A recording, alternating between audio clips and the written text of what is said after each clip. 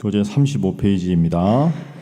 26장은 1절, 2절에서 먼저 십계명과 관련되어 우상 숭배 금지, 안식일 준수, 성서 경외의 명령을 간략하게 언급하고 있습니다.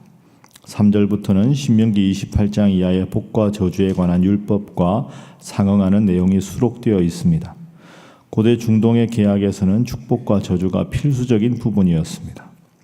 3절부터 13절에서는 하나님의 규례와 계명에 순종할 때 받게 될 복인 풍성한 수확, 땅의 평화, 사람의 번성함과 하나님의 함께 계심의 약속이 기록되어 있습니다. 14절부터 39절은 불순종에 대한 저주에 대한 내용으로 질병과 전쟁의 패배, 가뭄, 들짐승의 출몰과 인구 감소, 연병, 성읍과 성소와 땅의 황폐함을 기록하고 있습니다. 마지막 부분인 40절부터 45절에서는 회개와 회복에 대한 말씀이 기록되어 있습니다. 방금 우리가 읽은 이 26장은 율법의 가장 핵심이 들어 있습니다. 여러분 오늘 1절과 2절이 요절입니다. 그래서 1절과 2절에 보면 우상을 만들지 말고 2절에 보면 안식일을 지키고 성소를 경외하라. 이 세 가지가 레위기 전체에서 강조하는 율법의 핵심 세 가지. 이 세 가지를 잘 지키면 3절에 보시면 내 규례와 계명을 이 세 가지를 잘 지키면 이러이러한 큰 복을 주겠다 하는 것이 13절까지 나옵니다. 그리고 14절에 보면 그러나 너희가 내게 청종하지 아니하여 이 모든 명령을 준행하지 아니하며, 그러니까 이 명령을 지키지 않으면 이런 벌이 너희들에게 있을 것이다. 이렇게 26장이 구성이 되어 있습니다. 그래서 26장의 제일 중요한 것은 1절과 2절에 하나님께서 꼭 하라고 하신 세 가지, 그것을 지키면 복을 받고 그것을 지키지 않으면 벌을 받는다 하는 것이 3절 이하의 전체적인 내용이지요. 자, 그래서 1절과 2절을 하나씩 우리가 세 가지로 나누어서 생각을 해보겠습니다. 자, 1절 말씀 함께 읽습니다. 시작. 너희는 자기를 위하여 우상을 만들지 말지니 조각한 것이나 주상을 세우지 말며 너희 땅에 조각한 석상을 세우고 그에게 경배하지 말라. 나는 너희의 하나님 여호와임이니라. 아멘. 첫 번째 오늘 교훈 및 기도 제목은 우상 숭배를 하지 말아라 하는 겁니다. 하나님 가장 미워하시는 것이 우상 숭배지요. 우상을 만들지 말라 하고 구체적으로 조각한 것이나 주상을 세우지 말고 석상을 세우고 경배하지 말아라 이렇게 말씀하십니다. 그런데 왜 사람들은 우상을 자꾸 세울까요? 하나님만 섬기라고 하나님이 누차 말씀하셨는데 우상 숭배를 하는 사람들의 근본 동기가 도대체 무엇일까?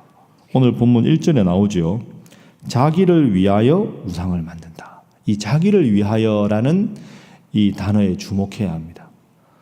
이 사람은 하나님을 섬기든지 우상을 섬기든지 간에 근본적으로 불안이 있습니다. 사람이 앞으로 미래가 어떻게 될지도 모르고 어떤 불행한 일이 닥칠지도 모르고 미래의 일을 미리 알고 싶고 마음의 불안을 해소하고 싶고 이걸 근본적인 종교성이라고 하죠.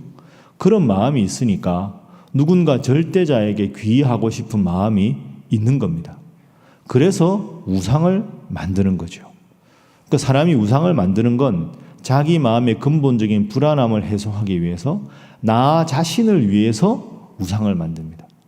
그러니까 하나님이 계시고 그분을 섬기는 게 아니라 내가 이 세상에 살아가는데 자꾸 불안할 때가 있고 마음이 편치 않을 때가 있으니까 나 자신의 마음의 평안을 위해서 우상을 만든다는 거죠. 그러니까 우상 숭배는 근본적으로 잘못된 것이다. 왜? 근본적으로 신이 있는 게 아니라 나 자신의 불안함을 해소하기 위한 수단으로 우상을 만들었기 때문입니다. 여러분, 제가 전공이 다른 종교 아닙니까? 가만히 생각해 보면 하나님 믿는 종교, 우리 기독교하고 다른 종교, 특히 제가 전공한 게 동양 종교니까 유교나 불교나 이런 종교하고 근본적인 차이점을 어렵게 설명하지 말고 쉽게 생각하면 이렇게 생각할 수 있습니다. 모든 종교는 신심이 두터운 사람을 복을 준다. 이건 기본적인 가르침입니다. 그렇죠? 그 종교에 열심을 다하면 복을 받는다. 그런데 기독교하고 다른 종교의 다른 점은, 다른 종교는 내가 잘할 때는 괜찮은데 내가 잘 못할 때 그때 위로가 안 됩니다. 무슨 말씀이냐 하면, 여러분, 내가 열심히 신앙생활하면 하나님이 가까이 있는 것 같은데, 내가 예를 들어서 나도 내가 미워질 때가 있고, 내가 왜 한심하게 그런 일을 했을까? 내가 나를 봐도 정말 나는 참 답답한 존재다 하고 내가 하나님 앞에 바로 서지 못했을 때도 하나님은 우리를 위로하신다는 거죠. 물론 하나님이 우리를 꾸짖으실 때도 있습니다. 근데 그건 사랑의 매지요. 엄마가 아기한테 꾸중할 때 아기가 미워서가 아니라 꾸중을 통해서 더 나은 아이로 거듭나라고 하는 거죠. 그러니까 기독교에서 말하는 하나님은 하나님을 잘 섬길 때만 복을 주시는 게 아니라 하나님을 멀리 떠날 때에도, 다른 나쁜 일을 할 때에도 꾸짖으시지만 근본적으로 우리를 다시 감싸 안으시고 사랑하시는 거죠. 그런데 동양의 다른 종교들은 그렇지가 않습니다. 내가 열심히 수도하고 깨달음의 노력을 할 때는 종교가 근사해 보이는데, 내가 정말 힘들 때, 어려울 때 위로를 받고 평안을 얻고, 그런 종교성이 많이 부족합니다. 그래서 기독교와 다른 종교의 가장 차이점 중에, 기독교에는 너무너무 강조되는데 다른 종교에 거의 강조 안 되는 단어가 있는데, 그 단어가 은혜입니다. 불교나 유교나 이런 종교에는 은혜가 없습니다. 이슬람교도 마찬가지죠.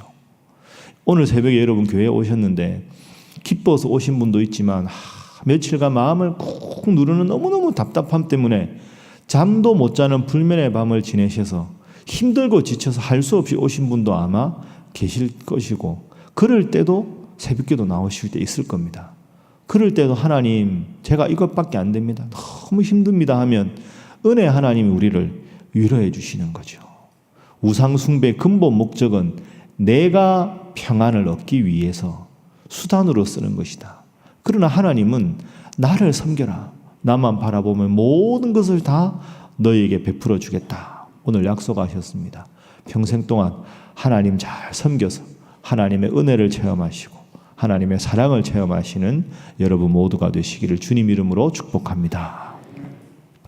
자, 두 번째 하나님 명령하신 것은 2절 말씀입니다. 자, 2절 말씀 함께 읽어봅니다. 시작. 너희는 내 안식일을 지키며 내 성소를 경외하라. 나는 여호와이니라. 아멘. 두 번째는 2절 앞부분에 내 안식일을 지키라 하는 것이죠.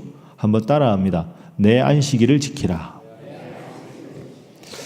여러분, 이번에 레위기 읽으면서 저는 그렇게 느꼈는데 여러분도 아마 느끼셨을 텐데, 하나님은 레위기 말고 다른 데는 안식일을 기억하여 거룩하게 지키라 이렇게 말씀하셨는데, 지난 주일날 제가 설교할 때도 말씀드렸는데 레위기에는 굳이 나의라는 단어를 꼭 앞에 쓰십니다. 내 안식일이다. 나의 안식일. 내가 안식했으니 너희도 안식하라. 이런 말씀. 그래서 주일날 설교를 여러분이 다시 한번 기억해 보시면, 내 안식일을 지키라 하나님 명령하신 것은 이런 뜻이 있습니다. 안식일을 제외하고, 요즘 주일이니까 안식일이, 엿새 동안 내 마음대로 살고 내 뜻대로 살다가 주일날 하나님 앞에 와서 그래, 하나님이 내 삶의 주인이시지. 그런데 나는 하나님을 1등으로 모신 게 아니라 세상의 모든 관심을 쫓아서 살았구나 하고 다시 한번 우선순위를 돌아보고 하나님 중심으로 삶을 살아가는 것. 그래서 첫 번째 우상숭배하지 말라고 했지만, 우상숭배가 뭐냐? 제가 주일날 여러분 말씀드린 게 기억할 텐데, 상대적인 것을 절대화하는 게 우상숭배입니다. 그러니까 안식일을 지키라고 하나님 말씀하신 게 뭘까요? 절대적인 게 하나님인데 하나님 말고 다른 것을 더 절대적으로 섬긴 것을 다시 한번 회개하고 내려놓고 내 삶의 1순위에 하나님을 올리겠다고 다시 한번 결단하는 것, 그게 하나님께서 안식일을 지키라 하신 의미입니다. 그런 의미에서 보면 안식일은 참 우리에게 필요한 거죠. 내가 이 세상에서 하나님 믿는다고 하지만 내 삶의 가장 우선순위가 자녀일 경우도 있고 돈일 경우도 있고 세상적인 다른 경우도 있는데 그렇지. 이 모든 건 하나님이 허락하셔야 하는 것이지 내 뜻대로 되는 게 아니구나 하고 다시 한번 우선순위를 바꾸고 하나님을 1순위에 놓고 살아가는 인생.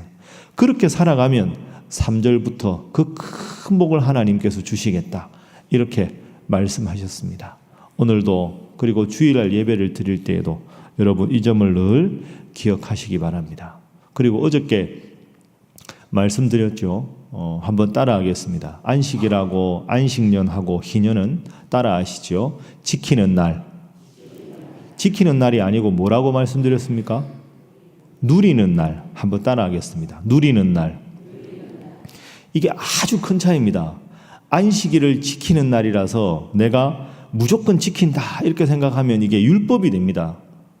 그런데 안식일은 누리는 겁니다. 안식년도 누리는 것이고 희년도 누리는 거죠. 고향 가면 그냥 편하잖아요. 왜? 그냥 가면 편안하게 고향의 따뜻한 환대를 누리니까. 여러분 이건 평생에 기억하셔야 합니다.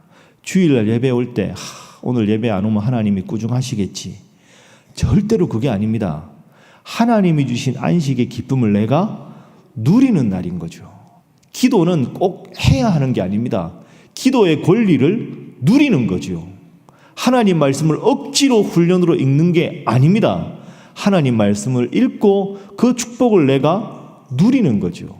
여러분 신앙생활은 지킨다 하면 율법이 되고 누린다 하면 복음이 됩니다. 평생 동안 하나님 믿는 기쁨을 누리는 여러분 되시기를 주님 이름으로 축복합니다.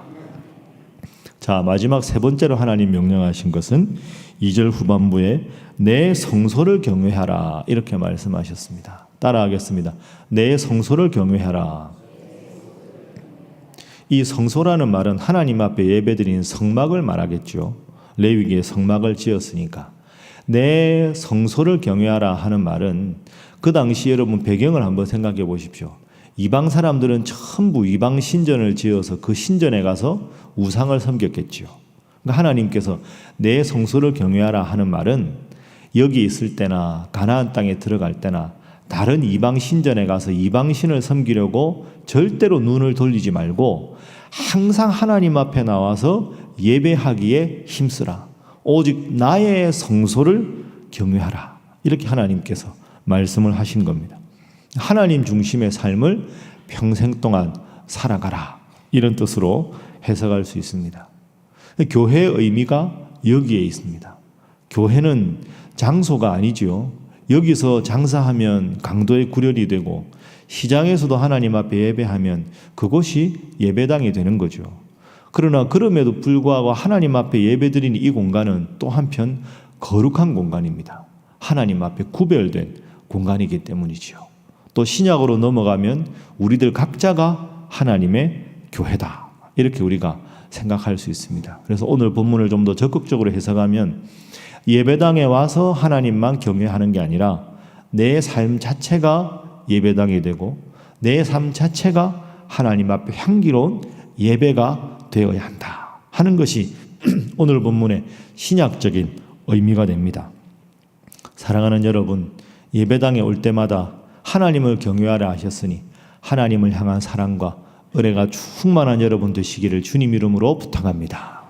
그뿐 아니라 예배당에 예배를 마치고 나가서는 여러분 한 분 한 분이 하나님의 거룩한 성전이 되어서 여러분의 삶의 모습이 하나님의 임재를 드러내시는 귀한 은혜로운 삶의 예배 드리시는 여러분 되시기를 주님 이름으로 부탁합니다.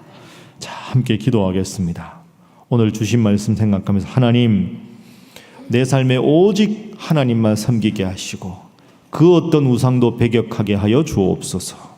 하나님, 주님 앞에 나와 예배하는 것, 주의를 지키는 것, 이것이 억지로 지키는 것이 아니라 하나님의 복을 누리는 즐거움이 저희들 속에 있게 하여 주시고 우리 교회가 우리 신앙의 구원의 방주가 되게 하시고 우리의 삶 자체가 하나님 앞에 성전으로 살아갈 수 있도록 역사하여 주옵소서. 오늘 있을 구역 모임 위해서 오순절 집회를 위해서 이 나라 이 민족을 위해서 한국 교회를 위해서 다 함께 기도하겠습니다. 주여 믿습니다. 주여 믿습니다. 주여 믿습니다.